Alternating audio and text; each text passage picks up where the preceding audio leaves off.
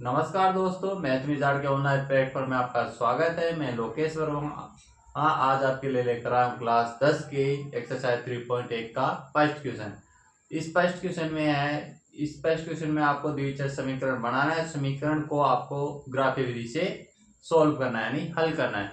Question है आपके कक्षा 10 के 10 विद्यार्थी किसी प्रतियोगिता में भाग लेते हैं और भाग लेते हैं उनमें जो लड़कों की संख्या है, जो लड़कियों की संख्या है, लड़कों की संख्या से 4 अधिक है। तो इसमें आपको लड़कियों की संख्या और लड़कों की संख्या बतानी है।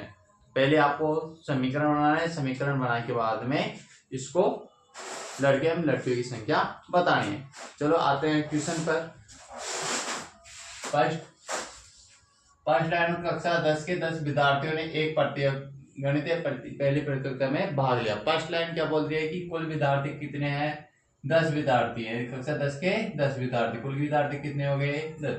आपको ना तो लड़कियों की संख्या पता है ना लड़कों की संख्या, तो हम क्या कर लेंगे, माना लड़कों की संख्या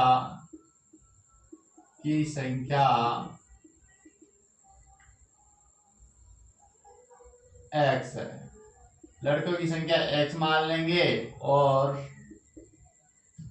लड़कियों की संख्या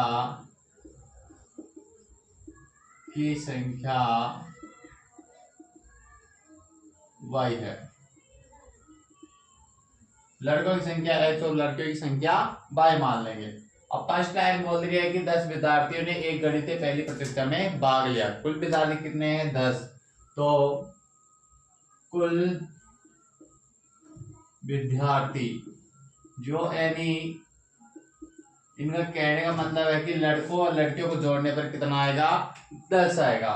कुल विद्यार्थी बराबर 10। तो यानी मैं लड़कों और लड़कियों की संख्या को जोड़ देता हूं तो आपको कितने मिलेगा? ये आपके 10 मिलेगा। इसको हम दे देते हैं समीकरण 1।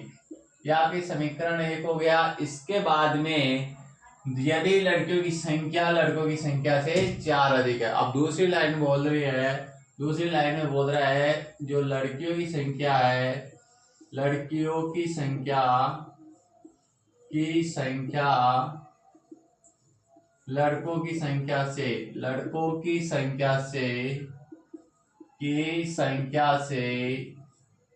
4 अधिक है, 4 अधिक है।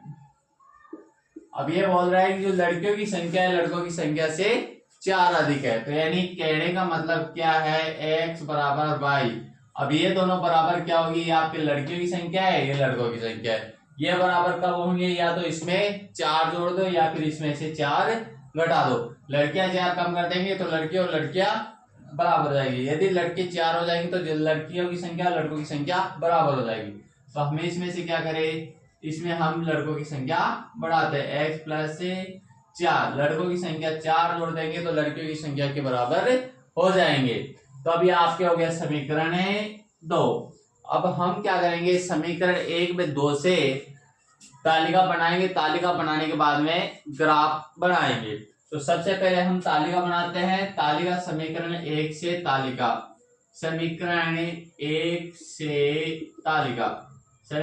से तालिका। अब दोस्तों समीकरण 1 क्या है आपके? समीकरण 1 क्या है? समीकरण 1 आपके x प्लस वाई बराबर 10। अब समीकरण 1 की तालिका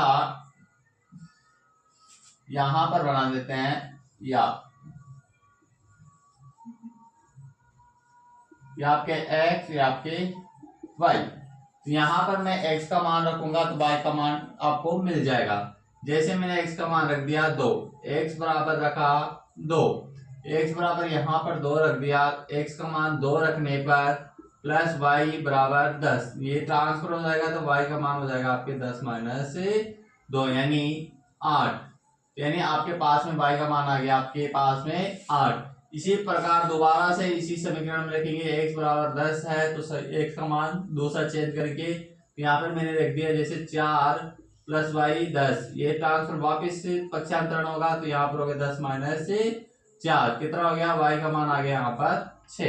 तो यहाँ पर आपने रखा x का मान 4 और इसका मान आ गया आपके पास में 6। इसी प्रकार हम रख सकते हैं, जैसे मैंने x प्लस वाई बराबर 10 है, x का मान रख दिया 6, x का मान 6 रखा तो प्लस y बराबर 10, तो ये ट्रांसफर होगा तो y का मान हो जाएगा आपके 4।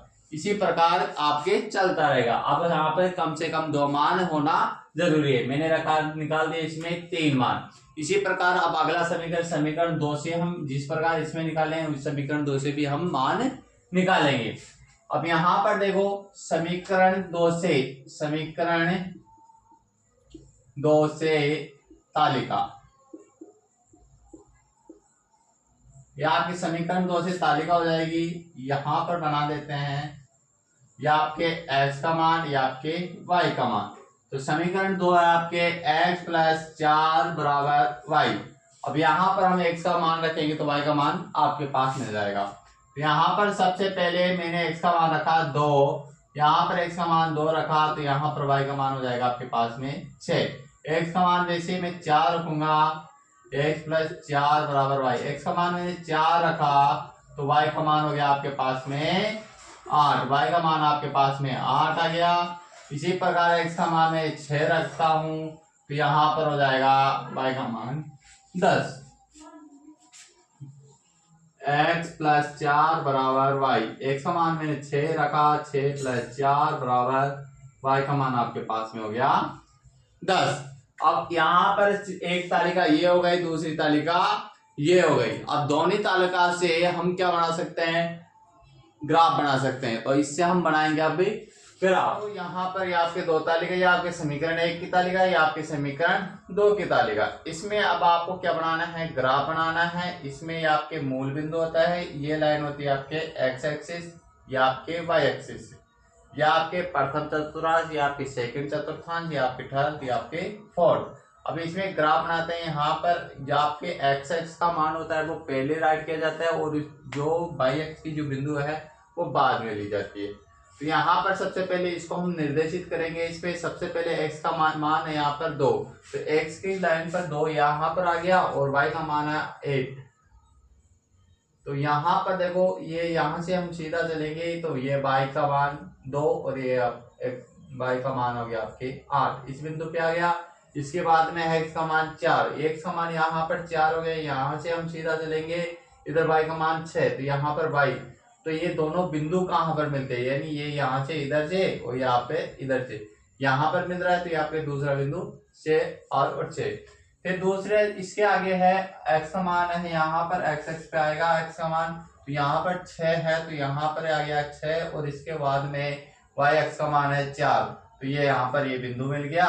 या आपके हो गए 6 और 4। अब हम समीकरण 2 से समीकरण आपके समीकरण 1 की तालिका लाइन बन गई। इसके बाद में समीकरण 2 से समीकरण 1-2 में क्या है, x का मान है 2, x का मान है आपके 2, और ये y का मान आपके 6, तो ये आपके y का मान आ गया आपके पास में 6।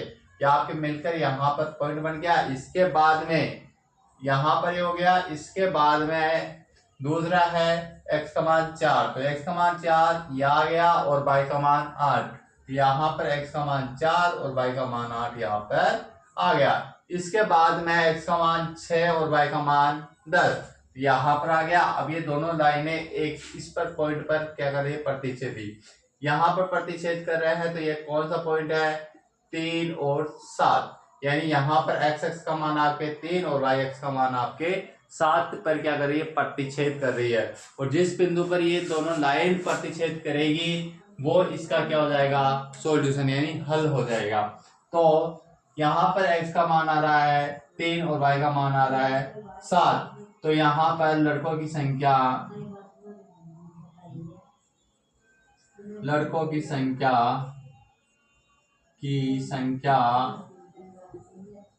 बराबर 3 और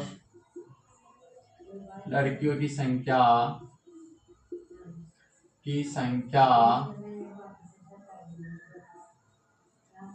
बराबर 7। हाँ दोस्तों, अगर वीडियो पसंद आए लाइक करो, कमेंट करो और सब्सक्राइब करो। धन्यवाद।